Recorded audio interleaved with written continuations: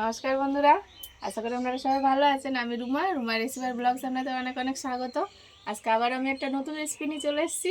আজকে আমি যেটা বানাবো খাসির মেটের কষা বানাবো। আপনারা ভিডিওটা শেষ পর্যন্ত দেখবেন। আপনারা হয়তো অনেকে অনেক রকমভাবে রান্না করে রেখে খেয়েছেন। আমি যেভাবে বানাবো আজকে আপনারা হয়তো কোনো দিন দেখেননি। আমার ভিডিওটা অবশ্যই দেখবেন শেষ পর্যন্ত, খুবই পছন্দ হবে। আর যে সকল বন্ধুরা আমার এখনও চ্যানেলটা সাবস্ক্রাইব করেনি অবশ্যই লাইক করে সাবস্ক্রাইব করে রাখবেন। পাশের বেল আইকনটা অবশ্যই ক্লিক করে রাখবেন সবার আগে নোটিফিকেশান পাওয়ার জন্য। চলুন ভিডিওটা শুরু করি। আমি আজকে মেটে কষা করব, তার জন্য নিয়ে নিচ্ছি এই দেখুন একদম টাটকা তাজা মেটে। এখানে আমার 500 গ্রাম মেটে আছে। এবার এটা আমি ছোট ছোট করে কেটে নেব।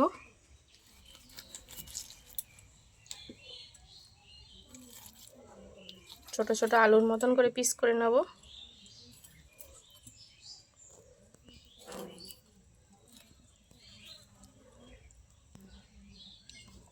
এরকম করে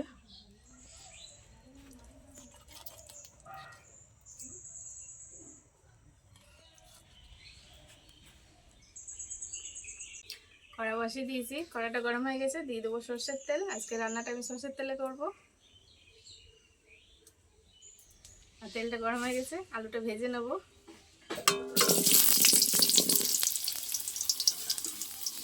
আলুটা পুরোই অপশনাল, আপনারা চাইলে নাও দিতে পারেন। আমি দিয়েছি, এখানে দুটো আলু কেটে নিয়েছি।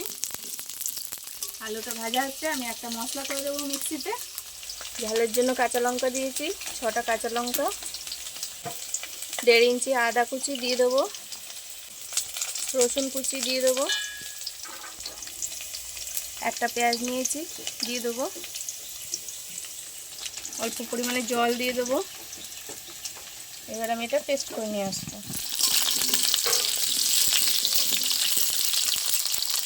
আলুতে অল্প পরিমাণে নুন দিয়ে দেবো, হলুদ গুঁড়ো,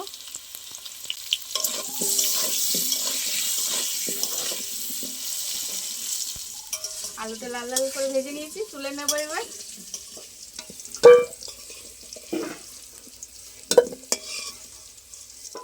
তেলের মধ্যে আবার অল্প করে সরষের তেল দিয়ে দেবো।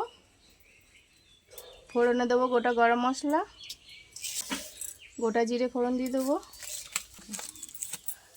আর দিয়ে দেবো 2টো তেজপাতা।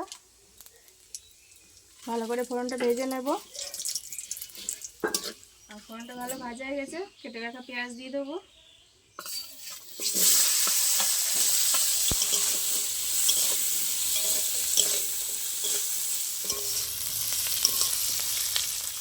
আমার পেঁয়াজটা ভালো লাল লাল করে ভাজা হয়ে গেছে, মিক্সিতে যে পেস্টটা করে রেখেছিলাম দিয়ে দেবো।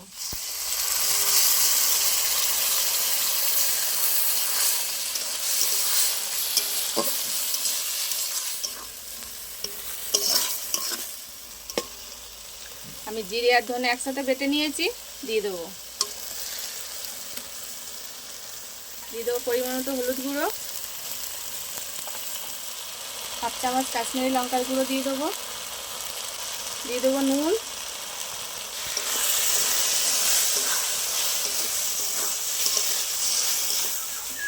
লাল লঙ্কার গুঁড়ো দিয়ে দেবো 1/2 চামচ। মিক্সিতে ধুয়ে অল্প করে জল দিয়ে দেবো মশলাটা ভালো কষানোর জন্য। এবার আমি সব একসাথে একটু ভালো করে কষিয়ে নেব।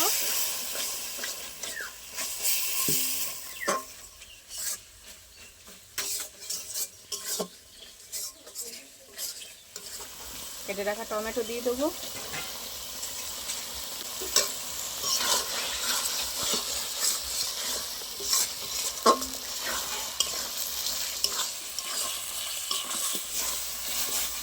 আর এই মশলাটা ভালো কষানো হয়ে গেছে, আমি ফেটিয়ে রাখা দই এবার দিয়ে দেবো।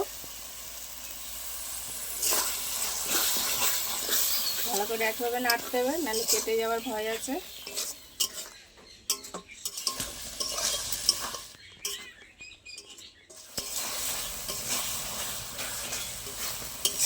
মশলাটা ভালো কষানো হয়ে গেছে, তেল ছেড়ে দিয়েছে। এবার আমি কেটে রাখা মেটেগুলো দিয়ে দেবো।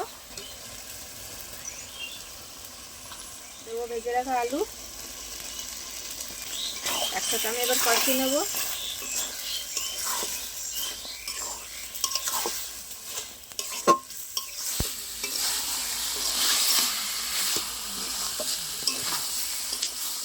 আমার আলু আর মেটে একসাথে ভালো কষানো হয়ে গেছে মশলার সাথে। এবার আমি পরিমাণ মতো জল দিয়ে দেবো।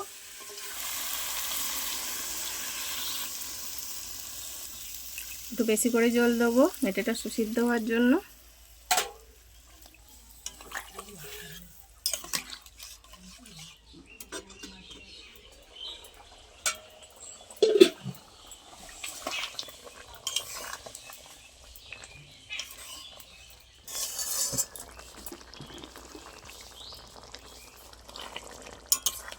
নামানোর আগে দিয়ে দেবো গরম মশলা।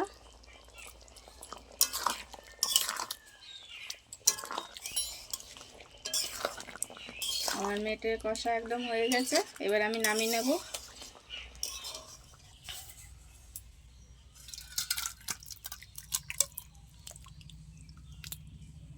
ভিডিওটা শেষ পর্যন্ত দেখার জন্য অনেক অনেক ধন্যবাদ। যদি আমার ভিডিওগুলো ভালো লাগে আপনাদের, অবশ্যই লাইক করে বন্ধুদের সাথে অনেক অনেক শেয়ার করে দেবেন। দেখা হচ্ছে আবার কোনো নতুন ভিডিওর সাথে। তত সময় আপনারা ভালো থাকবেন, সুস্থ থাকবেন। টাটা।